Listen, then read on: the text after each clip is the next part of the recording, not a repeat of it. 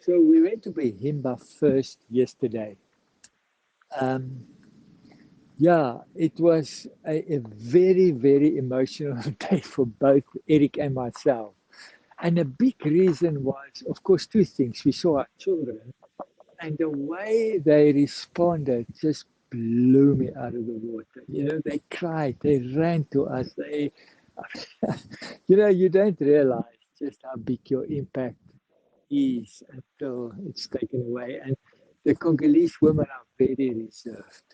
And they ran to us and hugged us, and it was really something.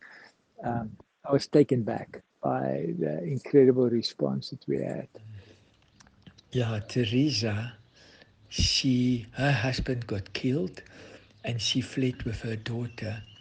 And they were near water where they were running, and people started shooting them. And her daughter got shot 3 times, I think, once through the legs and twice through the arm. And she fell in the water, and none of them could swim. And Teresa had to keep running, and she didn't know what happened. And when they got to the place at night, people asked around, did anybody lose children? They tried to reconcile, to get people together again. And they said they found a girl out of the water that was shot 3 times. It was her daughter. And her daughter survived the drowning and the 3 bullets. And Teresa just stood there yesterday and she just said, today, if you watch my daughter move around, work, laugh, worshipping, you will never believe she's got 3 bullets in her. And I just want to say how great God is. Kahindu is a young lady. She's married to John Murray. And she said just in this year, in the beginning of January, her last born and her husband, John Murray, both got serious malaria and typhoid. And they were taken up in hospitals, but in different hospitals. She said they didn't even have money to get to the hospital. But they took her husband in one and a child in another one. And it was very far away from each other. And she didn't have money to travel or to buy food or anything. So she had to choose who she's going to be with. And how eventually she got her child out of hospital, and they tried to get the husband out, and they refused to release him because they couldn't pay um, $20, $20. And she said she just fasted and prayed and prayed. And she said, out of the blue, a good Samaritan, she doesn't know who, came and just paid his bill.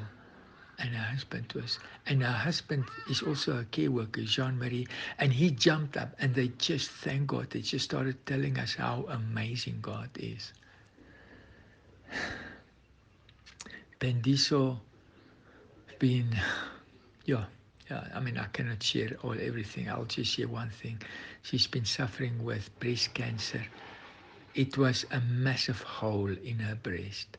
She didn't have $2 to go to a doctor to find out. All of this happened while we couldn't get into Goma. And her father called her husband, her own blood father, called her husband and said, run.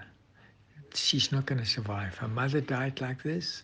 Run. Go to Uganda and find a new wife and um, start a new life. This woman is going to die in you. And he said that night when he slept, he said God spoke to him in a dream and he said, where do you think you're going to run to? This is the woman that you made a promise to, you stay with her.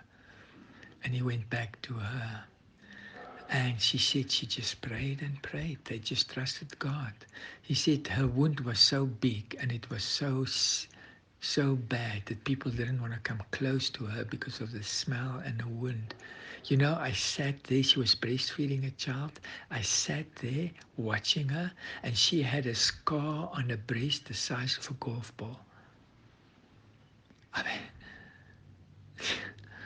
it was just incredible to listen to these people. And she said, I just want to thank God. He is so amazing.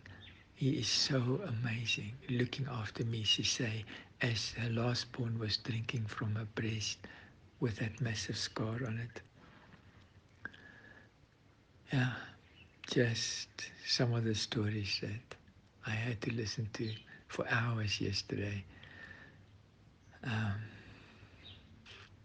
you know, when some of them share their stories, the rest of them cover their heads with the material that they wear around their waists. They take it and put it over their heads and they cover their heads so that you can't see their faces. I've just never seen anything like this. Ooh, it was so big.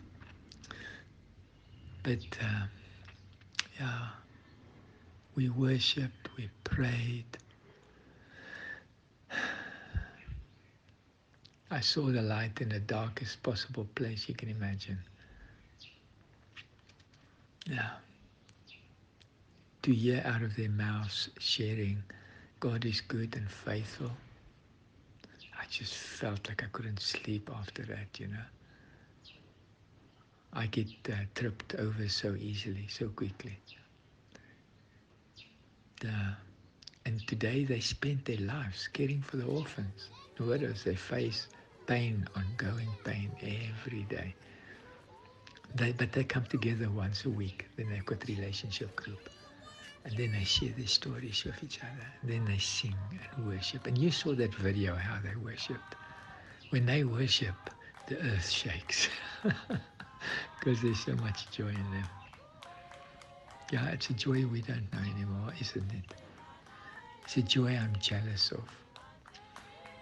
Yeah, in the midst of the darkness, God shines deep in their lives. I was so blessed yesterday to be part of them. And it felt so awkward when they kept on thanking me for being here. And I'm thinking, oh no, you shouldn't thank me. I should thank all of you. Yeah. Bless you. Thank you for walking this road with me.